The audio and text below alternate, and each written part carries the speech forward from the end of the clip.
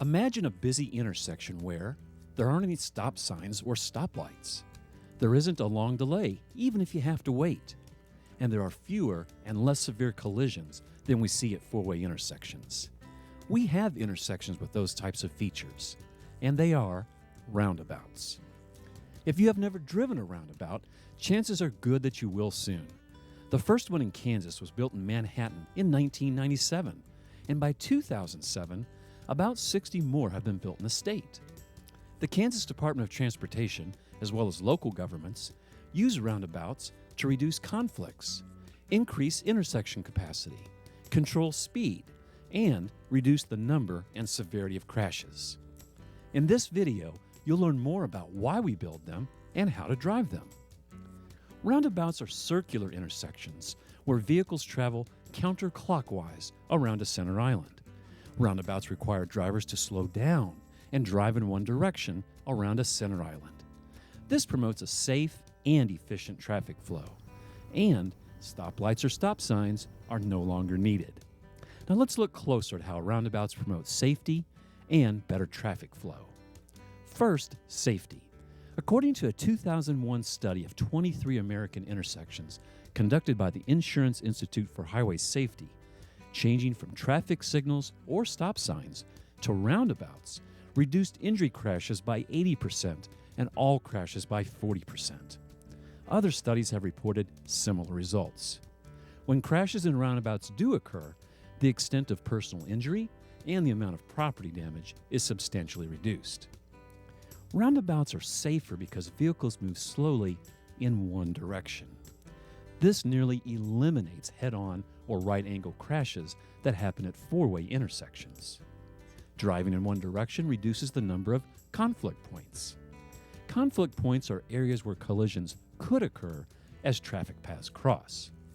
A four-way intersection has 32 conflict points. However, a single-lane roundabout has only 8 conflict points. And when crashes do occur in a roundabout, they are generally slow-speed side swipes with fewer, less serious injuries. We've also mentioned better traffic flow. With roundabouts, drivers move through a roundabout at a reduced speed instead of coming to a complete stop.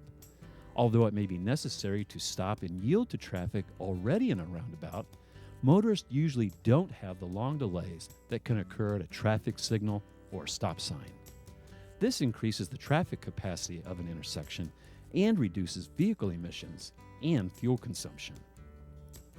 Along with the safer and improved traffic flow, roundabouts also eliminate the expense of maintaining traffic signals, and they can be landscaped to improve the appearance of the intersection. During the past 10 years, KDOT has determined roundabouts are so effective that multi-lane roundabouts have been introduced at several locations in Kansas, and more are expected. Just as a 4-lane highway handles more vehicles than a 2-lane highway, a multi-lane roundabout handles more traffic than a single-lane design.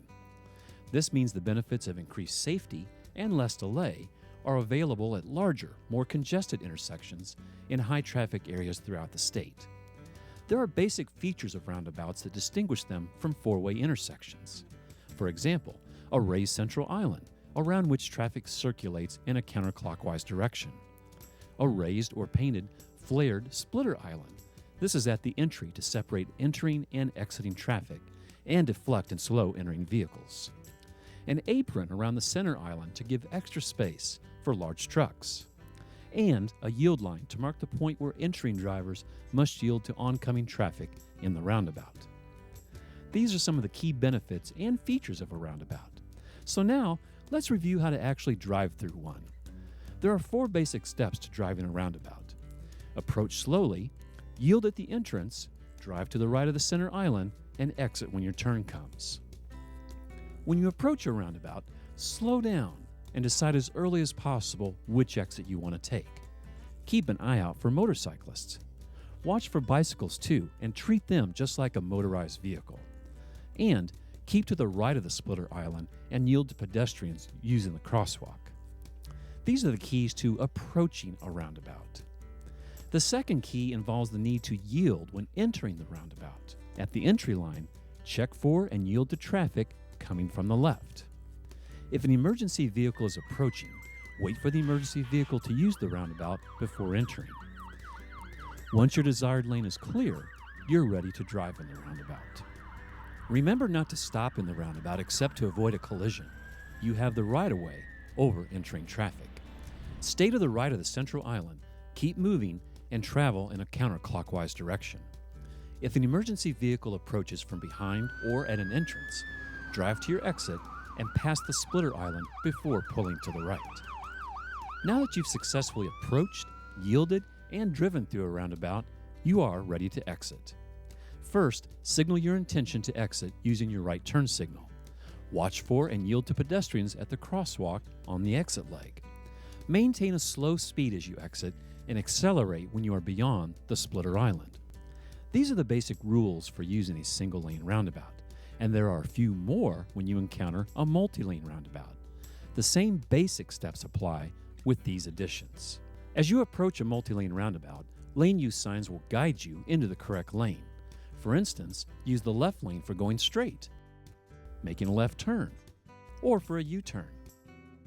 Use the right lane for a right turn or for going straight.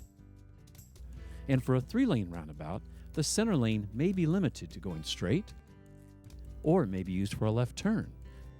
Again, the lane use signs will guide you into the correct lane. When you enter a multi-lane roundabout, don't enter next to vehicles in the roundabout since they may use the next exit. When you're driving in a multi-lane roundabout, follow the lane lines and stay in your lane. Often you can enter and exit using the same lane. Don't pass other vehicles in the roundabout and watch for traffic crossing in front of you. As you exit a multi-lane roundabout, signal your intention using your right turn signal and watch for other vehicles. Whether it's a single or a multi-lane roundabout, there are frequent questions about large trucks. How do they use roundabouts? Roundabouts are designed to accommodate larger vehicles, such as fire trucks, school buses, and tractor-trailer trucks. Some people have seen truck tires go over the center apron, or they've seen tire marks, and they've concluded the roundabout is too small. However, the apron around the center island is designed to give trucks and buses the extra room they need, while the low curb forces smaller vehicles to slow down and stay in the driving lanes.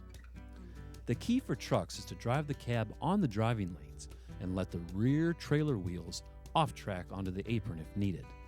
Motorists should give trucks the space they may need to use 2 lanes while driving through a multi-lane roundabout. Now you may be asking, if roundabouts are so wonderful, why do some people complain about them? Perhaps because they are relatively new and not like the typical 4-way intersections that we're used to.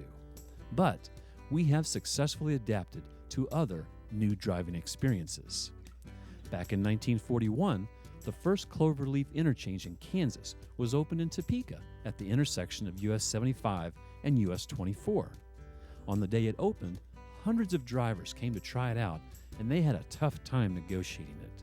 If their intended route was to their left, they were perplexed at the thought of turning right to get there.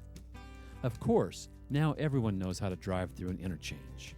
And just as that new driving experience has become a matter of daily living, we expect the same result with roundabouts over time and as experience with them grows, just like interchanges.